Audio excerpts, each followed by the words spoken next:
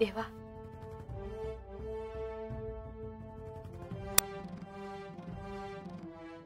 आता माझं त्याची समजा खरं काय आहे ते कळणार आणि तुम्ही मला सोडून जाणार.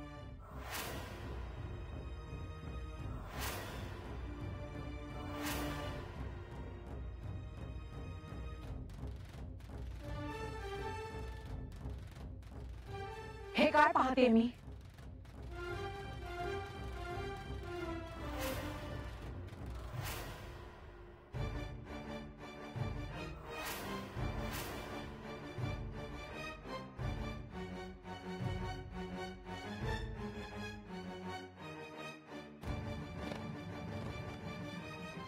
महाराज आम्ही ठरवून नाही भेटलोय. तुम्ही मला दिलेलं वचन मोडलं आहे. महाराज यामध्ये यांची काय बी चूक नाही. मी त्याच मी भेटायला आल्या. हो, तू यांना सावरून घे आणि हे तुला सावरून घेतील. काय महाराज, तू साधना करून आली आहेस. तुला तुझ्या क्रोधावर नियंत्रण ठेवावं लागेल.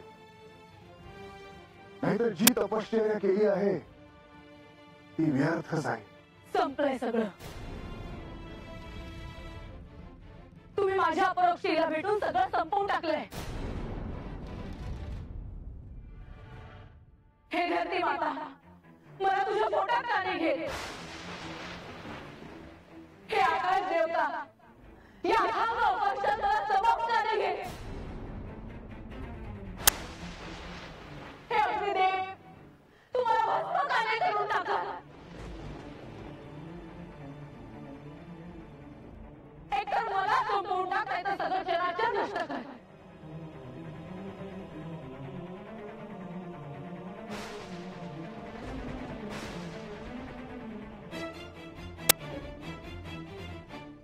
महाराज, तू हे काय बोलत आहेस?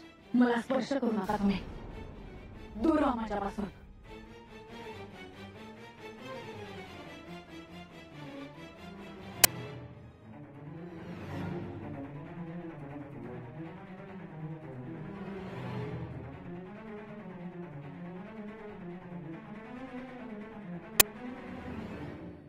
देवा,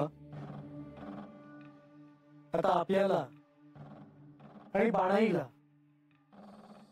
श्री माळसा देवींची भेट घ्यावी लागेल. त्यांना तुम्हाला शांत करावं लागेल. दुसरं कोणीही मध्ये पडणार नाही. तुम्हा तिघांनाच आता हा प्रश्न सोडवायचा आहे. मला मान्य आहे माधवा.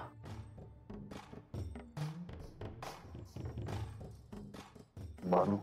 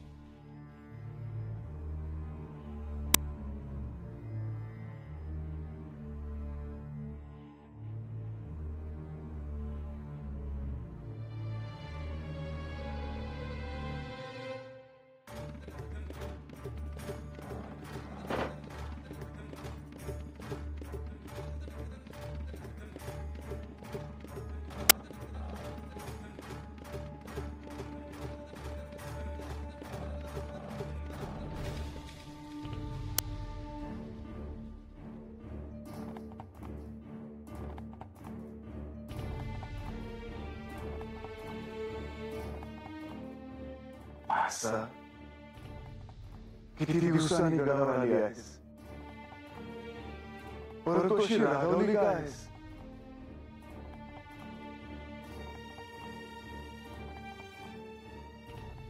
महाराज, मी तुला दिलेले वचन स्वतःहून नाही मोडलं. ते घडून गेलं. काही क्षणच आम्ही एकमेकांशी बोलत होतो.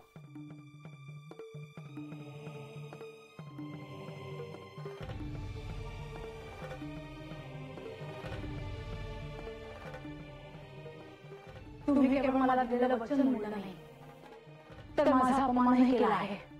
महासा, तो तू तसा समज करून घेतला आहेस. मला वाटलं होतं जेजुरी गडाच्या पायऱ्या चढण्याने तुमचा मला संदेश येईल. इथे सगळेजण माझी प्रतीक्षा करत असतील. पण इथे मी नसताना माझ्या अपरोक्ष तुम्ही मला भेटता आहात. परंतु महासा, मी केवळ तुझीच प्रतीक्षा करत तिकडे उभा होतो.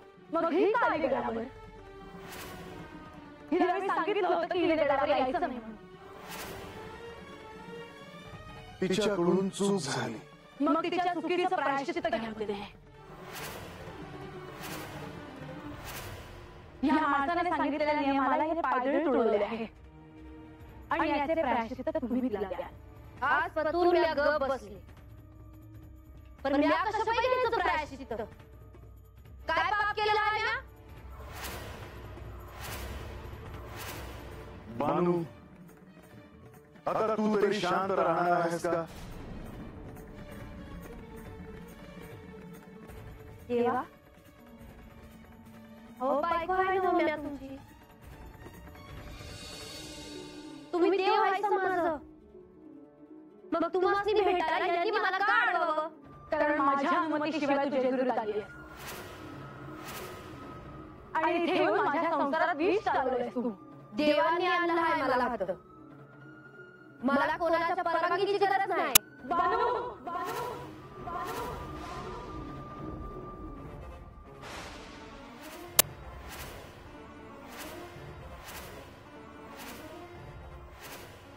तुम्ही दोघेही शांत होणार आहात का? का वाद घालता आहात? आज काय तो सोक्ष मोक्ष होऊनच जाऊया. मला याला दाखवून द्यायचं आहे की ही कोणाशी बोलते आहे.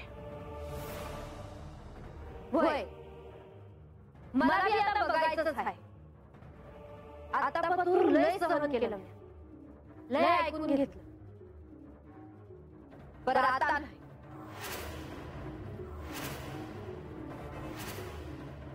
बानू, एक ध्यानात ठेव, सूर्योदयानंतर तुला जेजुरीत राहू देणार नाही. तुम्ही सांगितलं म्हणून मी जाणार नाही. आज पतूर लय ऐकलं तुमचं, पण देवानी मला हात आणला आहे.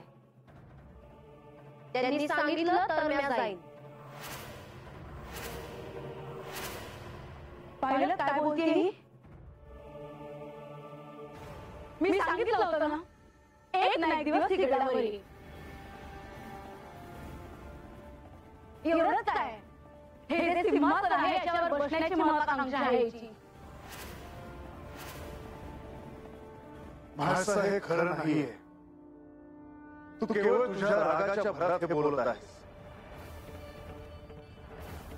मी जे बोलते आहे ते खोटं आहे असं कसं म्हणता तुम्ही? आणि हिच्या देखत तुम्ही मला खोटं ठरवत आहात. महासा, या सिंहासनावर तुझा जो अधिकार आहे तो अधिकार मी कोणालाही देणार नाही. आणि आधीच मी तुला तसं वचन दिलं आहे. पण आता तुम्ही मला शब्द दिला होता की एक मास तुम्ही हिला भेटणार नाही. तो तुम्ही शब्द बोलला.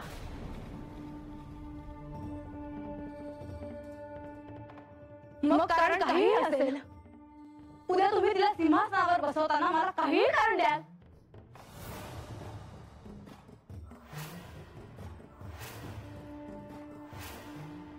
तुम्ही दिलं ना तरी नग आहे मला तुमचं हे सिंहासन. त्या परीस मला देवांचं मोल जास्ती आहे. जो पतूर देव माझ्या संग आहे तो पतूर मला काय बी नग.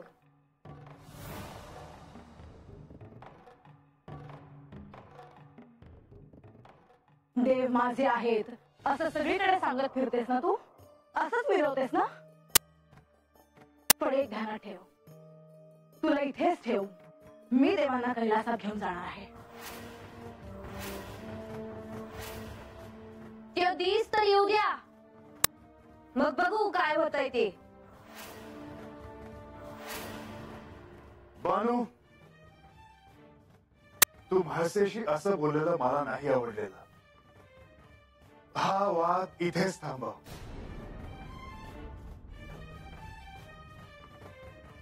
आजपासून मी गप बसले. मी कधी बी ह्यांचा अपमान केला आहे का? मी कधी ह्यांच्या मोरा आवाज चढून बोलले आहे का? पण मी तरी किती ऐकून घेऊ आता? मी रानात लहानाची मोठी झाली आहे म्हणून मी तुमच्या परीस गरीब घरात राहिले आहे म्हणून काही इंद्रदेवानी मला सोडून दिलं म्हणून मान्य आहे. तुम्ही दोघींनीही खूप सहन केलं आहे, खूप दुःख भोगलं आहे.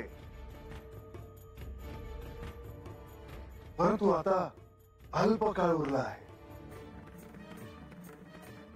म्हाळसा, तू साधना करत असताना तुला वनात भेटलेले ते ऋषी आठव. त्यांनी काय सांगितलं होतं? त्या वनात जी शांतता आहे ती शांतता आपल्या आत हवी. नाहीतर गडावर गेल्यावर तुझ्यातील क्रोध जागृत व्हायचा. तुम्ही पुन्हा जेजुरीत गेलात आणि जर आपल्या आतमध्ये शांतता नसेल तर देवी आपला क्रोध मात्र निश्चितच जागृत होईल.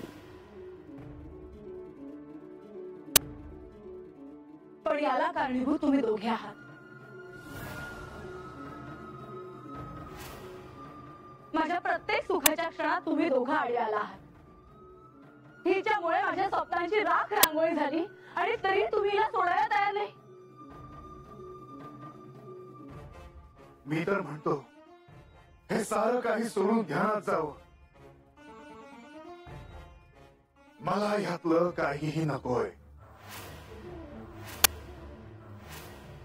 पण याने काही प्रश्न मिटणार आहे? हा प्रश्न तर तुम्हीच निर्माण केला आहे. देवा, बघितलं? अहो, ह्यांच्यासाठी तुम्ही स्वतः रानामध्ये गेलात, पण हे असली त्याचं काही आहे का? आणि तुम्हाला सांगावात राडून थकले, पण तुम्ही नाही आला. असं का देवा? वनात तुम्ही मला भेटायला आला होतात? होय म्हाळसा. म्हणजे वनात जे ऋषी होते ते तुम्हीच होतात? होय. का आलात तुम्ही मला भेटायला? मी तुम्हाला येऊ नका असं सांगितलं होतं ना? मला सहाय्य नको होते. देवा, तुम्ही मला का नाही शिकवलं? अहो, ह्यासनी नाही शिकायचं तुमच्याकडून, मग कशा पायी गेला होता तुम्ही याच्याकडं? मी माझे दायित्व पार पाडले.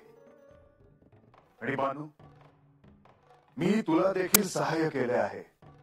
तुला देखील मी शिकवलं आहे.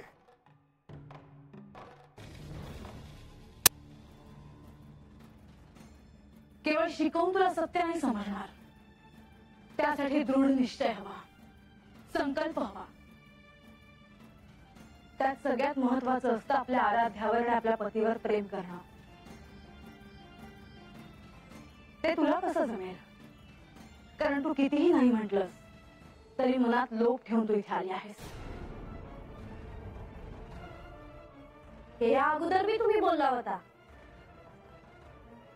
पण आज देव मोहरा आहे ती. मला देवासनी विचारायचं आहे. देवा,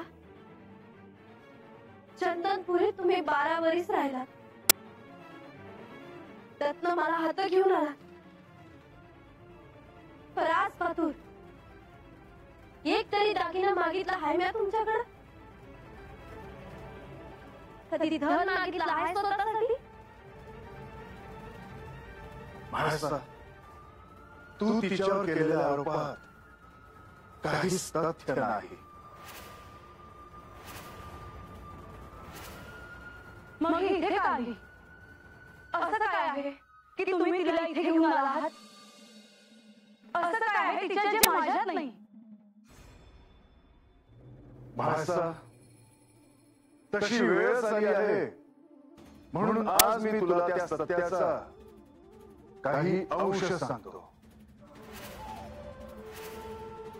भाषा गत जन्मात मी हिला तिच्याशी विवाह करण्याचे वचन दिले होते.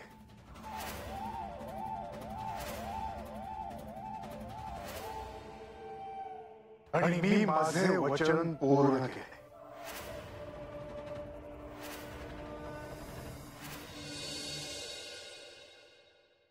देवा, मी नुसतं वचन दिलं म्हणून लगेच केलं तुम्ही माझ्या संग?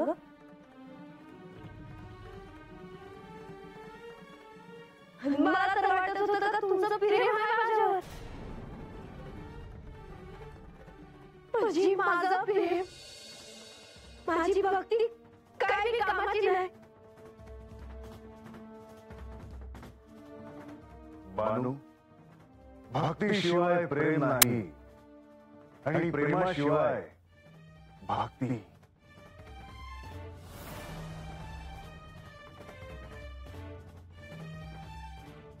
देवा, तुम्ही माझ्यावर उपकार म्हणून माझ्या संग लगीन केलं का?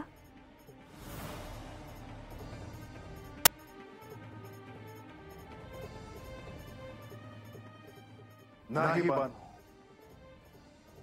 बानू, तुझ्याशी विवाह करणं हा माझ्यासाठी फार मोठा निर्णय होता.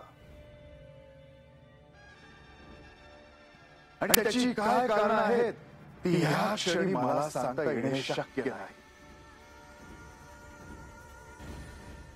माणसाला ती कळू शकतात, पण तिच्या मनात तुझ्याविषयी जो द्वेष आहे केवळ तो आडवा येतो आहे.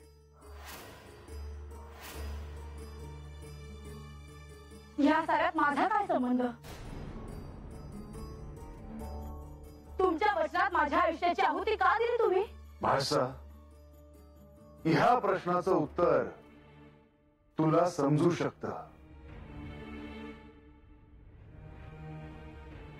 आणि ते समजण्यापासून तू काही अंतरच दूर उभी आहेस. परंतु ते समजण्यासाठी तुला शांत होणं भाग आहे. भाषा, जी तपश्चर्या तू केली आहेस ती व्यर्थ नको जाऊ देऊस.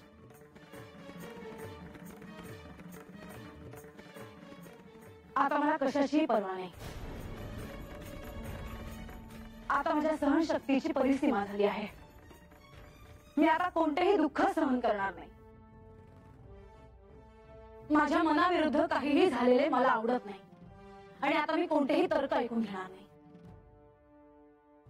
आता या क्षणी हिने आपल्या संसारातून निघून जावं आणि जर असं होणार नसेल तर मी मला स्वतःला संपवून टाकेन.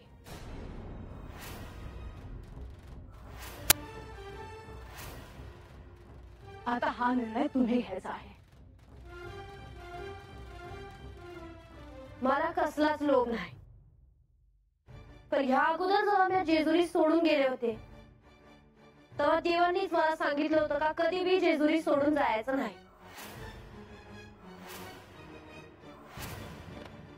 तुम्ही निर्णय घेणार आहात की नाही? देवा, तुम्ही सांगाल ते मी करेल.